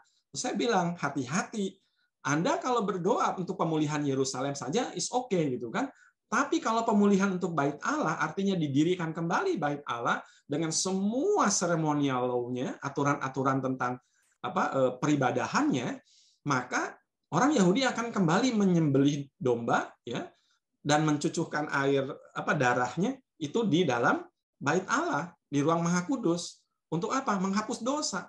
Itu berarti kita menyangkali karya penebusan Tuhan Yesus. Nah, untuk inilah kita melihat bahwa Yesus telah membatalkan hukum Taurat dengan segala perintah dan ketentuan itu mengacu kepada seremonial law-nya. Ya. Karena itulah misalnya sunat sebagai tanda tanda lahiriah sebagai keturunan Abraham, gitu kan, ya. Sunatnya itu tidak menjadi hal yang mengikat, ya. Atau larangan makanan, ya. Soal najis, tahir dan segala macam, ya, yang diatur di dalam hukum-hukum yang berkaitan dengan sifatnya seremonial law, ya, peribadahan, itu menjadi sesuatu yang telah dibatalkan oleh Tuhan Yesus, ya. Dan dia sudah melakukan tindakan itu menjadi sebuah pemisah antara Yudaisme dengan kekristenan, ya. Oke, saudara. Di sini saya coba kutipkan, ya, sedikit komentari dari seorang Yohanes Calvin, ya, tentang Matius 5 ayat 17. Yesus begitu jauh dari meninggalkan perjanjian yang terdahulu. Artinya Yesus tidak meniadakan perjanjian lama. Sebaliknya Yesus menyatakan bahwa ia mempertegas, memperkuat, meneguhkan, mengesahkan. Ya. Pada waktu itu akan diikuti oleh yang baru, artinya muncul perjanjian baru. Ya. Ini juga adalah arti dari kata-kata Kristus pada waktu ia berkata bahwa ia datang untuk menggenapi hukum Taurat. Karena ia dengan sungguh-sungguh menggenapinya, dengan menghidupkan, dengan rohnya, huruf yang mati, artinya hukum, ya, hukum-hukum yang pada loh batu, itu sekarang menjadi sesuatu yang hidup. Dan itu jelas dituliskan juga, ya, di dalam kitab para nabi ketika menubuatkan akan tiba waktunya, akan datang saatnya, ya, bahwa Tuhan akan menaruh hukum-hukumnya bukan lagi pada loh batu, tetapi pada loh hati. Nah, itu adalah perjanjian baru yang dibawa oleh Tuhan Yesus melalui penggenapannya. Ya. Semua hal ini, yaitu ceremonial law, dihapuskan pelaksanaannya. Tetapi arti atau maknanya justru diteguhkan, ya, digenapkan, diperkuat, begitu, disahkan. Maknanya itu disahkan. Contohnya misalnya sejak Kristus mati di salib, kita tidak perlu lagi mengorbankan binatang untuk menghapus dosa. Yaitu tadi yang dikaitkan dengan pemulihan Yerusalem misalnya, kan. Tetapi arti dari persembahan korban di dalam perjanjian lama itu tetap berlaku. Itu sebenarnya kenapa ketika kita merayakan Paskah, ya, kita tetap mengacu secara historis kepada Paskah pembebasan orang-orang Israel dari perbudakan Mesir. Tetapi pemaknaannya tidak lagi hanya secara historis, melainkan secara teologis ketika Yesus disebut sebagai domba yang mempersembahkan darahnya yang telah memberikan kepada kita pengampunan, ya, pembebasan, sehingga tidak mendapatkan hukuman maut. Nah, itu artinya atau maknanya tetap berlaku, begitu. Bahkan semakin diteguhkan. Ya, itu salah satu contohnya adalah di dalam Ibrani pasal 9 ayat 22. Ya, tidak ada pengampunan tanpa pencurahan atau penumpahan darah. Ya. Calvin ingin menegaskan ya tentang tadi istilah ceremonial law ya dengan moral law. Ya. Berkenaan dengan doktrin, kita tidak boleh membayangkan bahwa kedatangan Kristus telah membebaskan kita atau melepaskan kita dari otoritas hukum Taurat. Ya, artinya kita seolah-olah wes udah nggak peduli gitu kan? Karena itu merupakan peraturan yang kekal. Ya, hukum Allah merupakan peraturan kekal dari kehidupan yang saleh, dari kehidupan orang-orang kudus. Nah, berkenaan dengan upacara-upacara atau istilah tadi ceremonial law, kelihatannya telah terjadi perubahan. Nah, itu yang tadi kita jelaskan, ya. Tetapi hanya penggunaan mereka yang dihapuskan. Jadi tidak perlu lagi ada pembakaran darah domba Allah tidak perlu dicurahkan, ya. Itu semua tidak perlu lagi dilakukan, ya. Penggunaannya sudah dihapuskan. Karena arti mereka itu sudah diteguhkan. Nah, karena itu hendaklah kita belajar untuk menjaga, nah ini hal yang perlu kita lakukan. Perlu menjaga hubungan yang kudus antara hukum Taurat dan Injil, Perjanjian Lama dan Perjanjian Baru. Ya, itu tidak bisa lagi digugat. Merupakan sesuatu yang diusahakan untuk dihancurkan oleh banyak orang hari ini. Ya, kadang terlalu mengagungkan Perjanjian Baru, ya, sampai akhirnya hal-hal yang di Perjanjian Lama tidak lagi diperhatikan. Kita di dalam tata gereja mengakui bahwa Alkitab, ya, itu adalah Perjanjian Lama dan Perjanjian Baru. Maka setiap kali baptisan atau penerimaan anggota baru selalu ditekankan apakah percaya bahwa Alkitab adalah firman Allah, ya, Alkitab Perjanjian Lama dan Perjanjian Baru. Ya, itu dua hal yang tidak dihilangkan kesatuannya. Oke. Sekali lagi Calvin menjelaskan, ya, tetapi ditanyakan, bukankah upacara termasuk di antara perintah-perintah Allah yang harus kita taati sampai bagian yang terkecil? Nah, Calvin memberikan jawaban. Kita harus melihat rencana dan tujuan dari pembuat hukum atau undang-undang. Allah memerintahkan upacara supaya penggunaan lahiriah upacara itu bersifat sementara, tetapi artinya bersifat kekal. Ya, jadi arti atau makna tujuannya bersifat kekal. Nah, seorang tidak melanggar upacara kalau ia menghapus apa yang sifatnya bayangan, tetapi mempertahankan artinya. Nah, itu yang Yesus lakukan. Ketika Yesus justru mati di kayu salib, mencurahkan darahnya, bahkan dia mengatakan, ke dalam tanganmu kuserahkan. Lalu Yesus mengatakan, sudah selesai. Di situ Yesus justru sedang menggenapkan, ya, tujuan kekal dari aturan tentang persembahan korban penghapus dosa. Oke. Nah, saudara, di sini kita lihat contoh yang menegaskan di dalam Matius pasal 27 ayat 51 adalah ketika Yesus itu mati di kayu salib, waktu sang saat dikatakan terbelahlah tirai bait Allah yang memisahkan ruang Maha Kudus dengan ruang kudus. Itu menjadi sebuah penanda di mana ruang Maha Kudus itu hanya didatangi satu kali dalam satu tahun, dan itu adalah pada waktu perayaan penghapus dosa. Ya, yang ke dalam ruang Maha Kudus itu seorang imam besar membawa korban darah untuk penghapus dosa. Ya, lalu dipercikkan ke dalam di atas tabut perjanjian. Nah, ketika Yesus itu mati di kayu salib, ruang yang tadinya terpisah antara ruang kudus dengan ruang Maha Kudus sekarang sudah terbuka. Ya, nah itu menandakan justru ceremonial law itu sudah digenapi. Atau tadi bahasanya Efesus sudah dibatalkan karena sudah digenapkan. Oke. Nah, sekarang kita akan lihat bagaimana arti menggenapi. Ya, artinya menggenapi itu mentaati dengan sempurna. Ya, itu dalam Matius pasal 3 ayat 15 dikatakan, Yesus menjawab katanya kepadanya, biarlah hal itu terjadi, karena demikianlah sepatutnya kita menggenapkan seluruh kehendak Allah. Lalu Yohanes menuruti, ya, untuk membaptiskan. Ini menunjukkan sesuatu arti menggenapi adalah mentaati dengan sempurna. Ya. Lalu Galatia pasal 4 ayat 4. Tapi setelah genap waktunya maka Allah mengutus anaknya yang lahir dari seorang perempuan dan takluk kepada hukum Taurat. Ya, di sini kita lihat bagaimana dimaknai Yesus kedatangannya dengan segala karya keselamatan yang dilakukannya, itu adalah sebuah ungkapan penaklukan ya kepada hukum Taurat. Yesus dibuat di bawah hukum Taurat, ada di bawah hukum Taurat, gitu ya. Itu arti Yesus menggenapi. Lalu juga dikatakan menggenapi nubuat-nubuat perjanjian lama.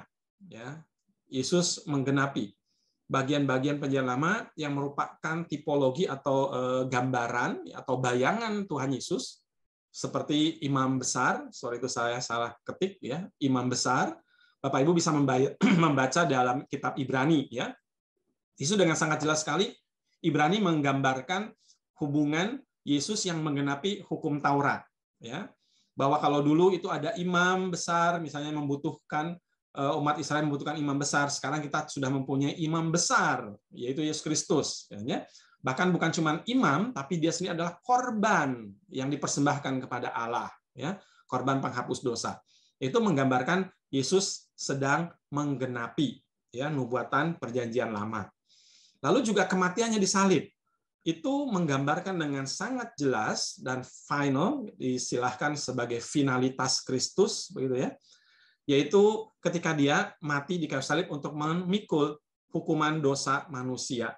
Ya, dikatakan di dalam Matius pasal 27 ayat 50, Yesus menyerahkan nyawanya, lalu dia mati. Kalau kita melihat catatan Injil Yohanes memaknai peristiwa di kayu salib, ketika itu Yesus menggenapi hukum Taurat, ketika Yesus mengatakan sudah selesai. Dia pakai istilah dalam bahasa Yunani itu tetelestai. Artinya sejak saat itu Yesus sudah menggenapi ke belakang hukum Taurat, dan ke depan makna pengorbanan Yesus itu bernilai kekal. Jadi tidak perlu lagi ada korban yang lain karena sudah digenapi di dalam Yesus Kristus. Itu sebabnya kenapa kita sangat tegas melihat Injil sebagai berita baik ya, atau euangelion, kabar baik gitu ya. Karena apa?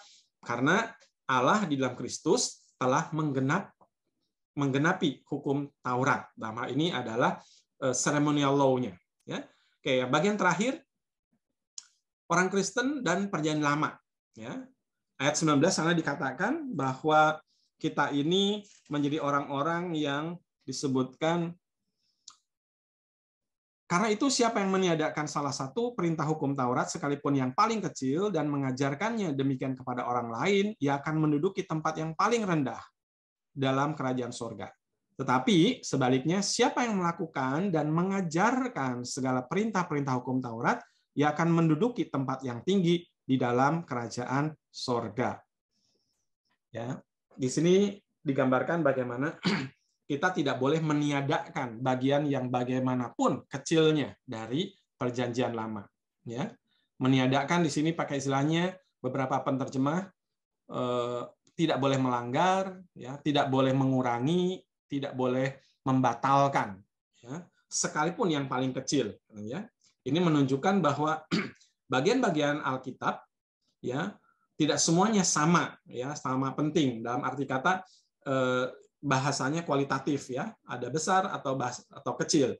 Nah, kalau kita lihat misalnya secara praktis itu di dalam percakapan Tuhan Yesus dengan seorang yang datang kepada Tuhan Yesus ya, seorang yang dikatakan muda, lalu juga dikatakan dia itu adalah seorang yang pemimpin ya, seorang yang saleh. Ketika itu datang bertanya, "Guru, hukum manakah yang terutama dalam hukum Taurat?" Jawab Yesus padanya, "Kasihlah Tuhan Allahmu dengan segenap hati, segenap jiwa, segenap akal budi." Itulah hukum yang terutama dan pertama. Dan hukum yang kedua yang sama, yang equal ya, artinya setara begitu. Karena itulah kenapa kalau kita mengasihi Allah yang tidak kelihatan, seharusnya kita mengasihi manusia yang kelihatan. Maka sampai dikatakan omong kosong kalau kita mengasihi manusia yang kelihatan, sementara yang tidak kelihatan ya kita mengasihi, yang masa yang kelihatan tidak kita kasihi. Ya, karena itulah setara, kasihlah samamu manusia seperti dirimu sendiri. Dan pada kedua hukum ini, hukum kasih kepada Allah, kasih kepada manusia, tergantung seluruh hukum Taurat dan kitab para nabi. Maka di sini menggambarkan bagaimana sepertinya ada hal-hal yang secara kualitatif kecil, ada yang besar, ya. Tetapi semuanya itu dikatakan lebih utama dan terutama adalah hukum kasih. Oke. Lalu juga di Matius 23:23, ya, celakalah kamu hai ahli Taurat dan orang Farisi, hai kamu orang munafik, sebab, nah ini, persepuluhan dari selasih, lalu adas manis, jintan kamu bayar, itu tadi ya tentang aturan-aturan lisan tadi itu ya.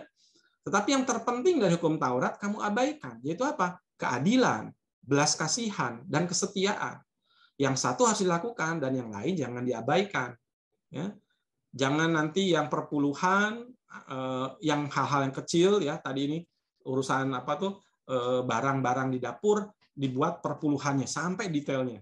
Tapi yang terpenting keadilan, belas kasihan, kesetiaan itu malah diabaikan. Ya, seperti dikatakan ada orang yang sakit, ya, ada orang yang membutuhkan pertolongan, Yesus timbul belas kasihan. Ya kan? Tapi orang-orang Yahudi, khususnya ahli Taurat dan orang Farisi, menjadi marah ketika Yesus menolong orang-orang yang seperti itu. Nah ini sesuatu yang tidak tepat. Maka Yesus mengatakan itu adalah kemunafikan. Ya. Lalu dalam 1 Korintus 15, ini bagaimana kekristenan. Ya. Sebab yang sangat penting telah kusampaikan kepadamu, yaitu apa yang telah kuterima sendiri, ialah bahwa Kristus telah mati karena dosa, sesuai dengan kitab suci, bahwa ia telah dikuburkan, bahwa ia telah dibangkitkan pada hari ketiga, sesuai dengan kitab suci. Jadi ketika diistilahkan dengan sangat penting, ini menunjukkan seolah-olah ada kualifikasi, ya, kualitatif yang penting, yang utama, yang besar atau yang kecil. Ya, tapi sekali lagi tadi diingatkan bahwa kita harus menghargai seluruhnya, ya, tidak boleh melanggar dan tidak boleh meniadakan. Karena itulah yang kedua, kita harus mentaati dan mengajarkan, ya, perjanjian lama. Ya, seperti tadi digambarkan di situ. Siapa yang melakukan dan mengajarkan? Ini digambarkan bagaimana hubungan antara melakukan dengan mengajarkan. Ada orang yang mau mentaati tetapi tidak mau menyebarkan atau mengajarkan kepada orang lain. Ini menjadi seorang yang istilahnya kesalehannya personal, begitu ya. Yang penting aku saleh, yang penting aku taat pada firman Tuhan, tapi tidak mau mengajarkannya. Itu entah mengajarkan secara lisan ataupun melalui teladan, ya. Ada juga yang sebaliknya, mau mengajarkan tetapi ia sendiri tidak melakukannya. Ya, jadi menuntut orang lain untuk melakukan, tapi dia tidak mengerjakan sendiri. Nah, Yesus menghendaki keduanya. Ya, jadi siapa yang melakukan dan mengajarkan.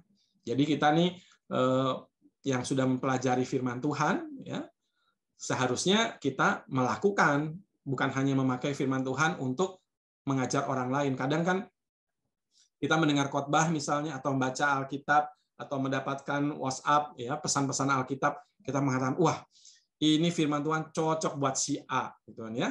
Lalu kita kirim kepada orang si A atau kita ceritakan pada si A. Padahal hal yang sama, bagian itu sebenarnya berlaku juga pada kita. Hanya mungkin kita tidak mau melakukannya, tidak mau mentaatinya, hanya mau mengajarkannya.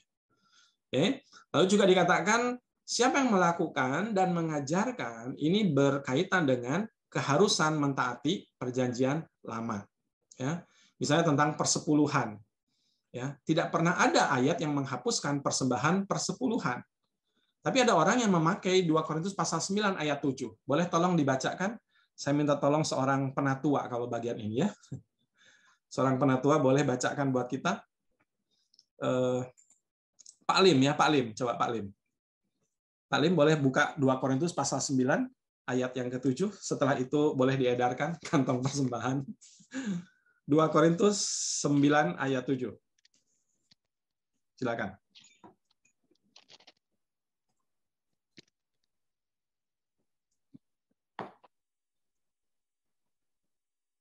Hendaklah masing-masing memberikan menurut kerelaan hatinya.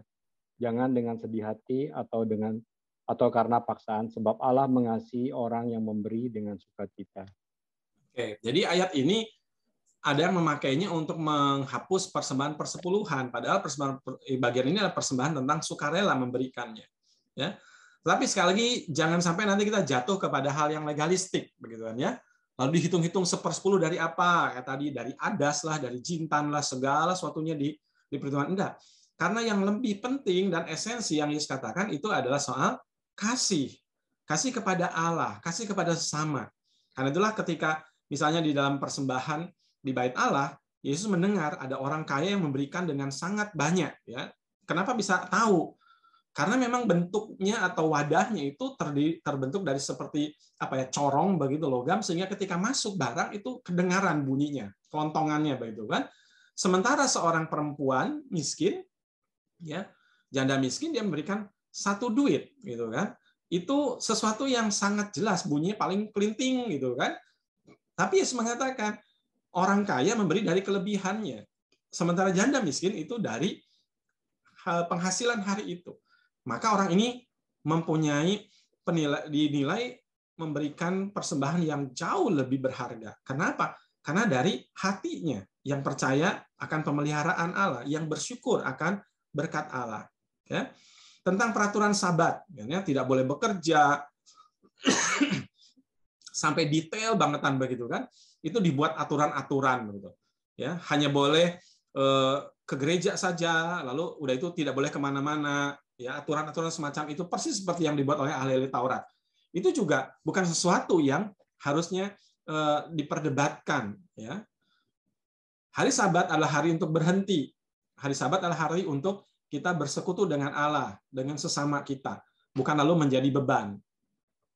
Lalu mungkin ada juga yang mempertanyakan, kenapa hari Sabat kita bukan hari Sabtu, gitu kan? Kenapa kita hari Minggu? Ya, itu nanti kita akan bahas mungkin di dalam surat Korintus, ya. Tapi sedikit saya jelaskan atau dalam Kisah Rasul misalnya. Itu menurut tradisi kekristenan yang memisahkan diri dari Yudaisme. Yudaisme beribadah pada hari Sabat, hari Sabtu. Tapi kekristenan pada hari pertama dalam minggu itu menunjuk pada hari minggunya kita, Sunday. Kenapa? Karena pada hari Minggu Yesus bangkit. Dan kekristenan memperingati kebangkitan Yesus setiap hari pertama dalam minggu. Bersekutu, memecah roti, ya, mengajar, itu pada hari pertama dalam minggu itu. Karena itulah kenapa akhirnya kekristenan beribadah pada hari Minggu. Dan waktu itu belum libur. Libur itu setelah kekristenan ada di dalam kekaisaran Roma, yang salah satu kaisarnya menerbitkan aturan hari Minggu menjadi hari libur untuk mereka beribadah, orang-orang Kristen beribadah. Ya. Oke. Jadi ayat 19 ini perlu kita camkan, kalau kita itu meremehkan suatu dosa dan membiarkannya ada dalam kehidupan kita, itu sama dengan meniadakan atau tidak memberlakukan salah satu firman Tuhan. Ya, contoh misalnya di dalam hal dusta. Ya, jangan mengucap saksi dusta tentang sesamamu atau tentang iri hati. Ya, jangan mengiringi rumah sesamamu, ya, atau istri, hamba laki-laki dan segala macam. Jangan menyebarkan gosip. Ya, kebencian menimbulkan pertengkaran, tapi kasih menutupi pelanggaran. Siapa menutupi pelanggaran mengejar kasih, tetapi siapa membangkitkan perkara menceraikan sahabat yang karib. Nah, ini di sini menjadi sebuah pesan bagi kita, tidak meremehkan, ya, sedikit pun dosa-dosa yang dicatatkan di dalam Perjanjian Lama, ya. Itu sesuatu yang tetap harus kita lakukan dengan taat dan tidak kita langgar, ya. Kenapa? Sekali lagi ini bicara mengenai moral law, ya. Hukum-hukum moral tetap berlaku dan mengikat kepada kita. Oke. Ini orang Kristen saat ini berhadapan dengan ahli Taurat orang Farisi, ya. Sebagaimana Yesus tunjukkan. Ketika Yesus bertentangan dengan ahli Taurat, dengan orang Farisi, ya, itu menunjukkan bagaimana kita juga tidak menjadi orang-orang yang munafik, ya, seperti orang-orang Farisi atau ahli Taurat. Ya. Kebenaran kita harus melampaui kebenaran ahli Taurat dan orang Farisi. Ya, dikatakan di situ, jika hidup keagamaanmu tidak lebih benar daripada hidup keagamaan ahli-ahli Taurat dan orang Farisi, sesungguhnya kamu tidak akan masuk ke dalam kerajaan sorga. Surah kata hidup keagamaan, ya, terjemahan lebih tepatnya adalah soal kebenaran, karena yang dipakai di situ adalah righteousness ya, dikaiosune ya dalam bahasa Yunani, artinya kebenaran. Jadi bukan sekedar hidup keagamaan dalam persepsi, dikhawatirkan terjemahan ini membayangkan kita ini bicara mengenai ritual-ritual saja begitu kan ya. Tapi ini sebenarnya lebih dari itu. Jadi Yesus berkata bahwa kalau kebenaran kita tidak lebih dari kebenaran ahli-ahli Taurat, orang Farisi, kita tidak akan mengalami kerajaan sorga.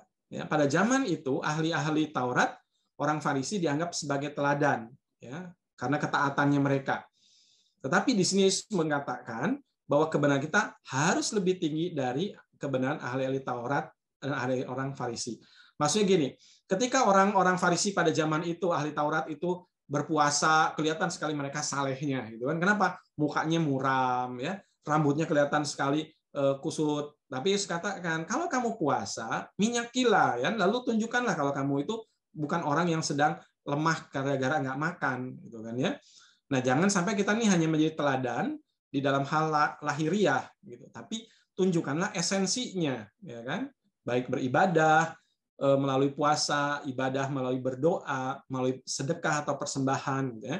Harus tulus, harus keluar dari isinya, dari hatinya, bukan untuk dilihat luarnya saja, begitu ya. Nah, karena itulah kita ditanya, sebetulnya bagaimana kebenaran atau ketaatan versi ahli Taurat atau orang Farisi, yaitu kebenaran atau ketaatan yang sifatnya lahiriah, ya, itu tadi yang kita sudah sempat singgung. Lalu juga di situ digambarkan kepercayaan kepada hal-hal yang lahiriah, ya. Misalnya di dalam ini Filipi dengan sangat jelas ditunjukkan bagaimana orang-orang Yudais, ya, orang-orang Yahudi yang kemudian menjadi Kristen diingatkan oleh Paulus, ya, jangan lagi menaruh harapan, gitu ya, menaruh kepercayaan terhadap hal-hal yang lahiriah. Contoh di sini misalnya oleh Paulus, sekalipun aku juga ada alasan untuk menaruh percaya pada hal lahiriah, jika ada orang lain menyangka dapat menaruh percaya pada hal lahiriah, aku lebih lagi. Jadi Paulus sedang melakukan komparasi. Kalau kalian percaya hal lahiriah, mestinya aku lebih lagi. Gitu. Kenapa? Kualitasnya Paulus luar biasa. Dia disunat pada hari ke-8, ya, seperti Tuhan Yesus pada hari ke-8 lalu diberi nama. Dari bangsa Israel, artinya orang Yahudi. Dari suku Benyamin yang melahirkan raja pertama yaitu Saul. Dari orang Ibrani asli, artinya bukan campuran, ya, pada zaman Perjanjian Baru banyak orang Israel atau Yahudi yang sudah campur, kawin campur sehingga tidak lagi galur murni, ya. Tentang pendirian terhadap hukum Taurat, aku orang Farisi, itu tadi ya, orang yang sangat ketat memisahkan diri dari untuk melakukan hukum Taurat. Tentang kegiatan aku penganiaya jemaat, artinya waktu itu menganiaya orang Kristen sebelum bertobat. Tentang kebenaran dalam mentaati hukum Taurat, aku tidak bercacat, ya, tidak memalukan. Jadi di sini kita lihat ada orang-orang yang percaya pada hal lahiriah. Tapi di sini Paulus menegur, ya, menegaskan dan mengoreksi. Jangan lagi percaya hal yang lahiriah ini. Kalau kalian sampai menaruh percaya, aku lebih lagi. Tapi sekarang dikatakan aku tidak menaruh percaya hal lahiriah itu. Ya, bahkan dikatakan pengenalan akan Kristus itu jauh lebih berharga. Ya. Matius 3 ayat 9, dan jangan mengira bahwa kamu dapat berkata dalam hatimu, Abraham adalah bapak kami. Karena aku berkata kepadamu, Allah dapat menjadi anak-anak dari batu-batu ini. Nah, ini menggambarkan bahwa kadang kita pun mungkin menjadi orang-orang Kristen yang tanpa sadar kita seperti orang-orang ahli Taurat ataupun orang Farisi, gitu ya, yang percaya kepada hal-hal yang sifatnya lahiriah. Contohnya karena kita ini keturunan orang Kristen, ya, lalu kita melakukan ritual-ritual ke gereja, anak kita, cucu kita dibawa ke sekolah minggu, gitu kan ya, membuat kita merasa sudah cukup memberikan persembahan, memberikan perpuluhan, memberikan diri untuk melakukan tugas pelayanan. Itu semua membuat kita mungkin secara lahiriah merasa puas karena aktivitas. Tetapi sekali lagi kita diingatkan bahwa peribadahan kita bukan cuman aksional, bukan cuma ritual, tapi aksional. Sesuatu yang memang sungguh-sungguh kita lakukan, ya, dan itu kita wujudkan dari hati kita, ya. Nah, saya harap ini menolong kita untuk coba memahami hukum Taurat, hubungannya dengan Tuhan Yesus atau tanggapan Yesus tentang hukum Taurat, ya. Dan nanti di dalam pembahasan-pembahasan berikut kita akan melihat hal-hal yang lebih detail itu dalam kitab Roma, ya. Nanti kita akan bicara dalam kitab Roma, juga dalam kitab Korintus, ya, bagaimana penerapan hukum Taurat berkaitan dengan tradisi-tradisi yang mungkin muncul, ya, di dalam budaya-budaya kita.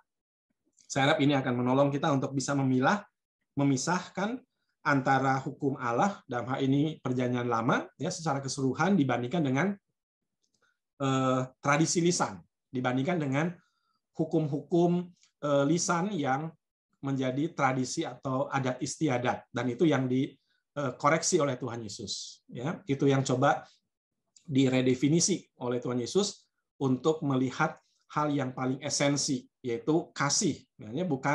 Bukan aturan-aturan yang memberatkan, tetapi justru kasih yang membebaskan, yang mendekatkan manusia berdosa kepada Allah, bukan malah menambah beban sehingga orang-orang menjadi begitu kesulitan untuk mengalami kehadiran Allah. Ya. Baik, sampai di sini dulu. Mungkin ada Bapak Ibu yang mau menyampaikan tanggapan atau pertanyaan, silahkan.